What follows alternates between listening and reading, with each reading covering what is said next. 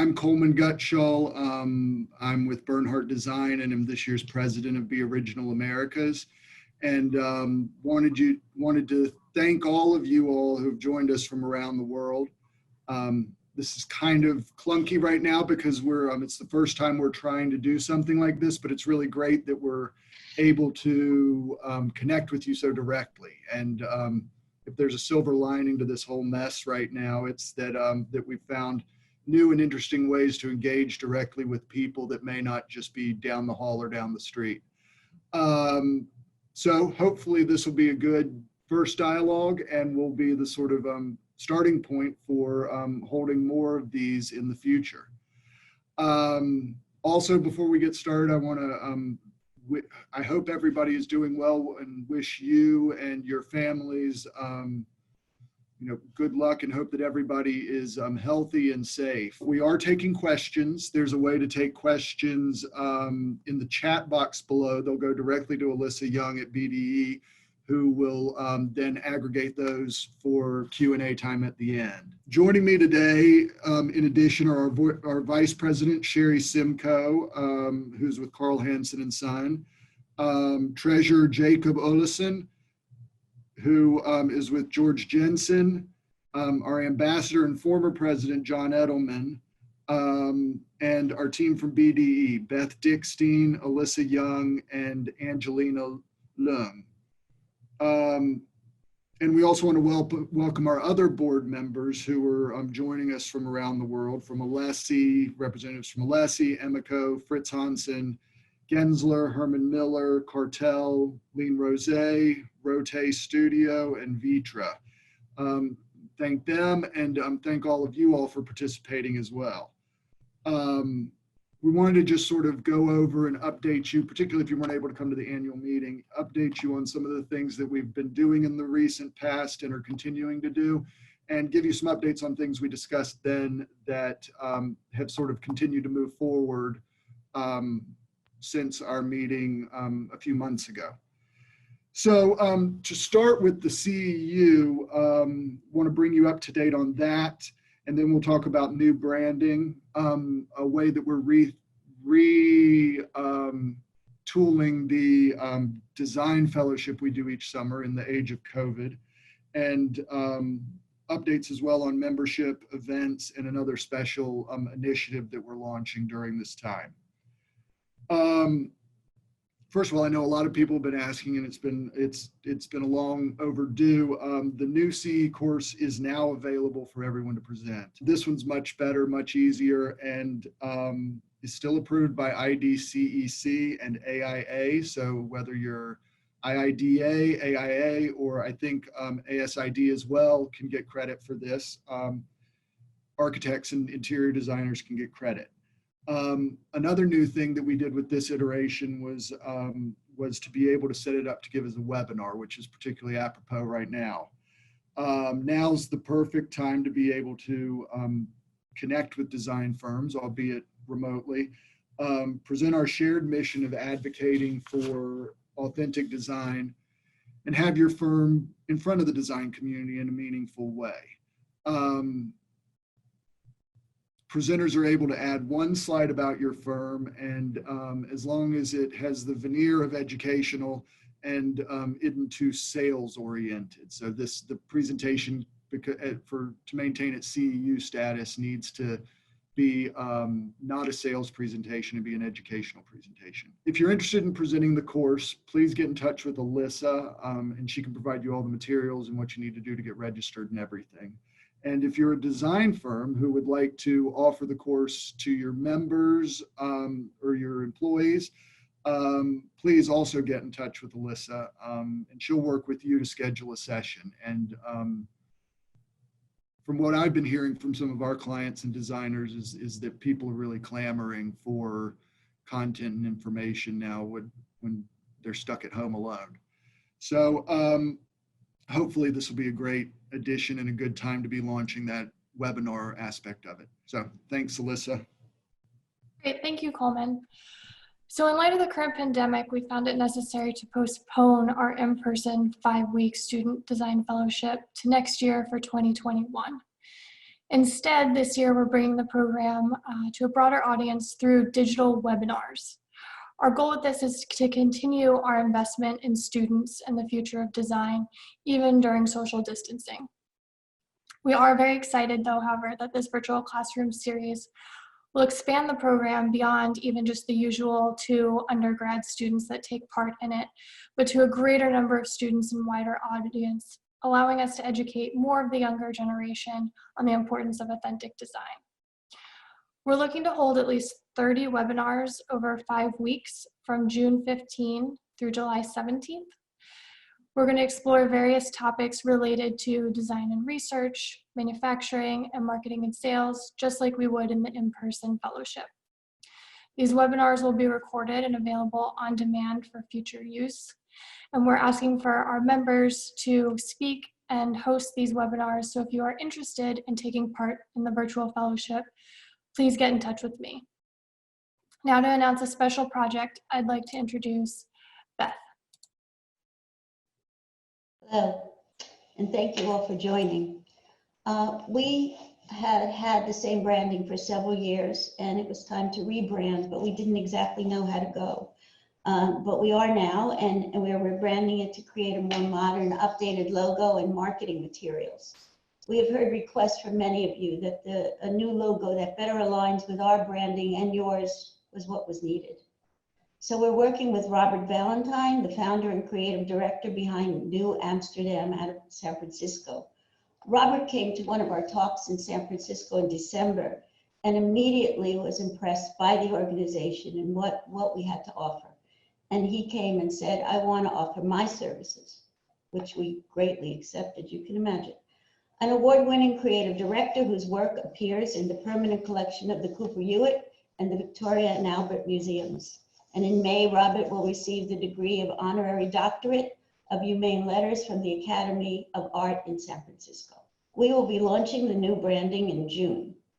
In addition, the logo will be available to you to share on your websites, printed materials, trade show booths, storefronts, offices, showrooms, and anywhere else you see fit. And now I'd like to introduce our Vice President, Sherri Simko. Hi, everyone. Events. Holding events are one of our main ways to educate and network. And if anything has come out of this isolated circumstances we're all in, we've validated that we continue to communicate effectively on video platforms as we are here today. I, for one, and for many of you as well, I just miss getting together and coming out and going to events. And events are so important to us to spread our mission and the word on authentic design and to educate, and for us to also network and make new connections. But virtual is the best thing for now. And actually it could be a way for us to also expand beyond our in-place events in the future. We'll see how it goes. We have postponed our previously planned on-site programming, and we look and hope to be rescheduling for later this year. But in the meantime, we are holding more virtual events to connect the design community and provide valuable dialogue. So we look forward to having you join us, to hear from you and see your faces.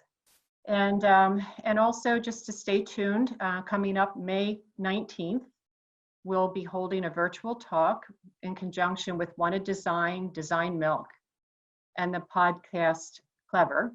Some more information will follow on that. So we are working with our members to organize additional virtual talks. And if you are interested, please let us know. And you can reach out to Alyssa and contact her regarding that. So to tell us more about our digital efforts, I'm turning this over to Angelina. Thanks, Sherri. As part of our mission to advocate for original design, we have recently launched a social media campaign on Instagram, Facebook, LinkedIn, and on our blog that spotlights how our members, authentic ideas, have the power to make a difference. The campaign, Doing Well by Doing Right, features members who are working to combat COVID-19. So far, we have featured Virgin Group, Cherno, Rich Willing, Herman Miller, Ben Goods, Louis Paulson, Bromley Calderi Architects. Steelcase, for example, has been producing face masks, face shields, and separation screens as well as sharing its assembly instructions to help aid anyone in these efforts. Lowell Designs, on the other hand, has developed an emergency field hospital bed and is producing ventilators. Currently, hospital groups have contacted them to discuss bringing these resources to their facilities. Whether it be a sale benefiting charities, the donation of PPE, or even manufacturing protective gear, we want to help amplify your message. You can follow us at Be Original USA on Instagram and at Be Original Americas on Facebook and LinkedIn to see how these firms are pivoting with their ingenuity to help combat COVID-19. And if your company is currently working to help, please email us your images and details so we can feature you on our channels and bring more attention to your impactful initiatives. And to discuss memberships, I am turning it over to our ambassador, John Edelman, and our treasurer, Jacob. Thank you. I've always wanted to be an ambassador. It's my first take. I think next I'm looking to be the ambassador to Uruguay if this works out. This year, the organization celebrates its 8th anniversary. We're the only advocacy group of this kind to endure, and we endure because of you. Over the years, our organization has achieved a lot through working with customs, connecting through events, establishing a CEU course for architects and designers, and starting a fellowships for students and more. I'm gonna say at the end of every sentence, because of you. And the fellowships work with you. You do the training, you do the education, you spread the word. So, and I'll say thank you every time as well.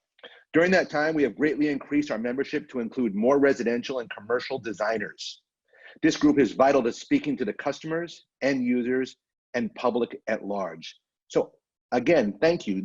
You guys are members. You are designers volunteering your time to an organization that started without designers to educate designers. And now you're spreading the word to your consumers. This is the goal of the organization. It needs funds to do this. It needs the backing of the powerful, the new, the innovators, the creators, the makers, and again, that's you. So I think, we need each other more than ever. It does not cost much to be a member of Be Original Americas. It doesn't take a lot of time to be a part of what's going on. So we're asking from the bottom of our hearts just to stay involved, stay connected, and tell any of your friends that are in the industry that aren't members to join. Every member should encourage others. Every member should renew and be vocal. And for everything you've done thus far, we say thank you, and we look forward to the future being involved with you. Jacob? Thank you, Mr. Ambassador. So for this time, we really just want to emphasize how encouraged we are by the large number of members that have actually renewed their membership. For the members who do need it, we have created a temporary payment plan that allows companies to pay in installments. And many have already taken advantage of this to continue their support for the mission and also to stand up for their original design. Back to you, Coleman. Okay, thanks everybody. Hopefully hearing a few different voices has helped to communicate what we wanted to today. That was rather brief and good because everybody's got other things to do. But as we come to an end, we've been gathering some questions throughout this talk, and we want to take some time to answer those. There's one from Amanda Barnes, and she said, as a member, how can Be Original Americas, always say Americas, help to combat various websites with knockoffs? All of those websites, I'll answer, it's okay. All of those websites are sent to the U.S. Customs Department, and they keep them on file as well as share them with all of the agents on their intranet, and they look for anything that comes in from those companies and can seize them as long as you have registered your trademarks and copyrights. We'll go to, okay, Ann McKenna, she said, it could be fun to do a charity auction with all our brands to donate to a charity to help. We could all give something to be auctioned off. Let us talk about that offline. We've done those in the past, and they sometimes are a lot of work for what you get out of it. But I think right now, particularly with some charities, particularly around health and wellness and supporting first responders, there may be something interesting to do there. There's one from Contract Magazine, who said, how can your media partners help beyond offering print ads? You could cover us. You could do editorial on us. You could promote when we do have an event. We keep you informed, and it would really help for all of the 26 media partners we have to do something of that order. There's also one from James Ludwig of Steelcase. James, where's James? He said, has everyone seen the article, the Atlantic article on, how do you say that? Premiocra? Yeah. Has anyone? If not, we'll get a link and send it around to everyone who's on this call. I see one from Rebecca Doris Steiger. Do you have talking points for sharing with colleagues about the importance of specifying authentic design? Yes, and we can reach out to you and maybe send out more generally those bullet points. That would also be part of the CEU. Pardon me? That would also be part of the CEU presentation. A lot of that. Yes, but if, we can send something out like half a dozen bullet points or something that are easy for just casual conversations as well. Jennifer Block from, I guess, My Romanov said, didn't expect to be seen. You're not. Can you let me know the content of your CEU? We'd love to promote it on our Instagram. It's really to be given by members. It's a benefit of membership. Also, the CEU could be given as just an educational course in retail stores, because retailers have a hard enough time getting people into the stores. But at DWR, Luminaire, any of the ones who have stores, we certainly can share that with you to give it to your consumer audience, to just educate them. This is an interesting question from Jennifer Quayle. We're seeing pollution drop around the world. Do you think this will amplify consumer interest in where and how products are manufactured? I think I can answer that one. You want me to, Coleman? Go ahead. You know, they said like pre-existing conditions, you know, for people when they got the COVID really hurt your chances of survival. The same thing with businesses that had pre-existing conditions that weren't healthy, they're gonna get hurt. I think the reverse of that is trends. And I think a lot of trends will get a boost. And there was a trend about buying authentic, buying value, buying what lasts. And I do believe that post-COVID, that trend will continue and there'll be a huge push for buying authentic product and knowing where it comes from, knowing the sustainability. Sustainability was you know, worldwide without America on a bigger upswing, but I think it's gonna pick up pace in the United States, especially after the election. There's one from James Ludwig again. Thanks, James.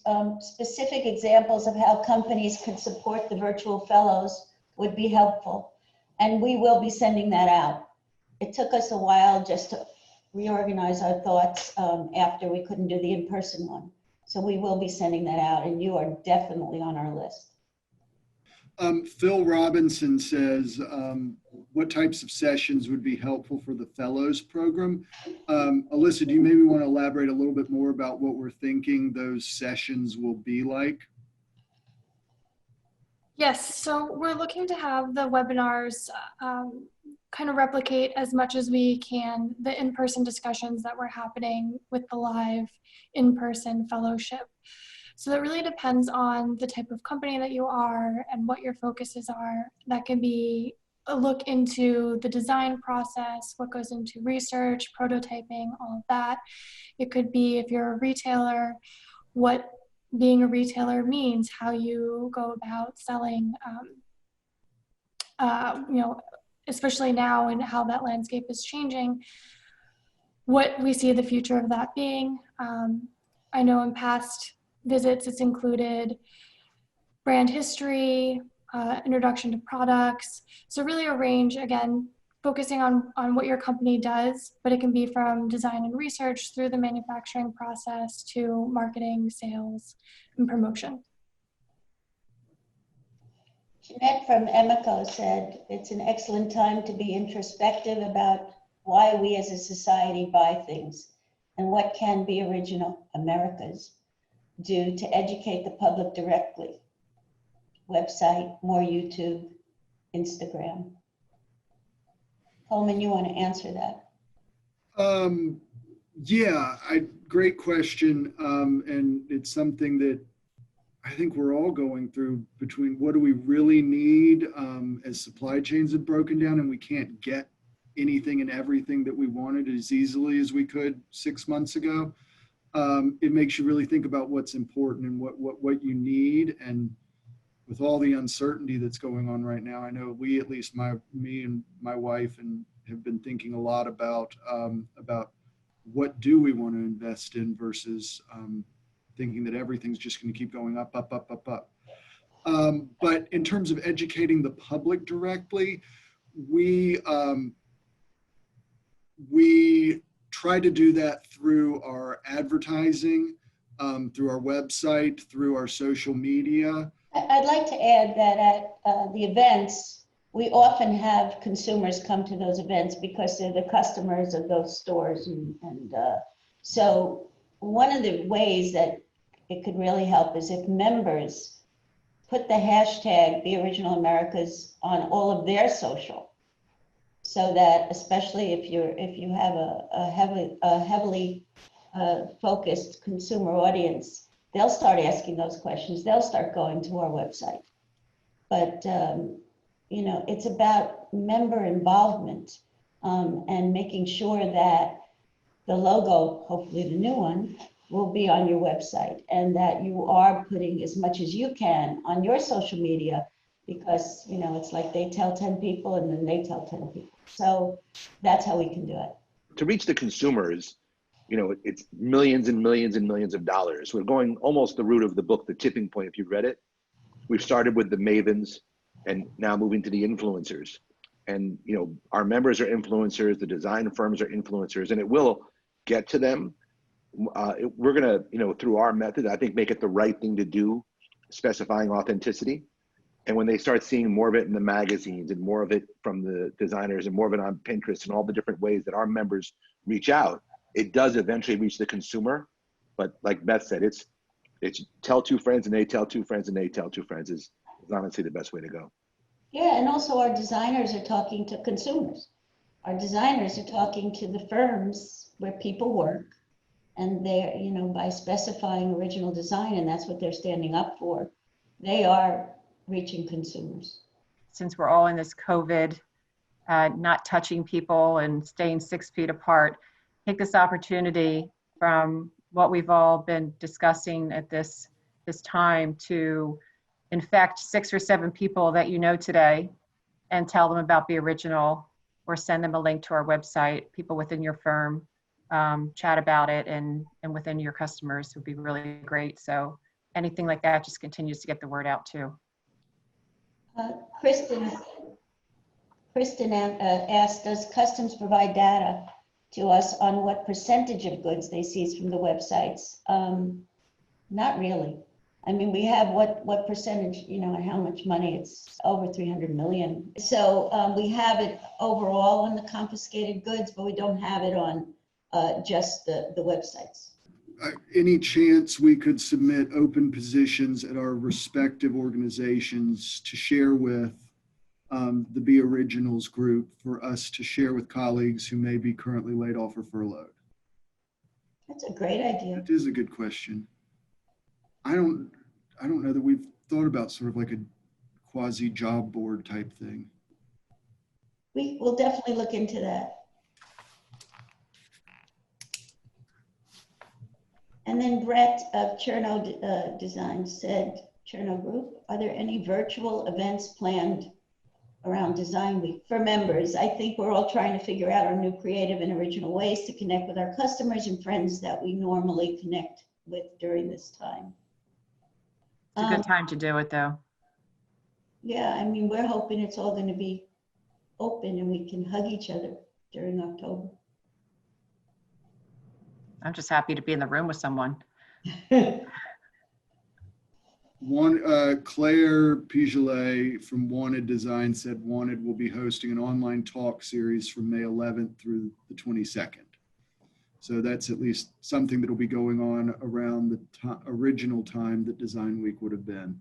And we're scheduled for the 19th of May. Thank you again for joining us, and we will be back in touch in the near future about the next sort of virtual town hall we'll be hosting, as well as sort of all of the usual communications that we're sending out on a routine basis. So again, thank you all for joining us today, and even more importantly, thank you all for everything that you do for us throughout the year.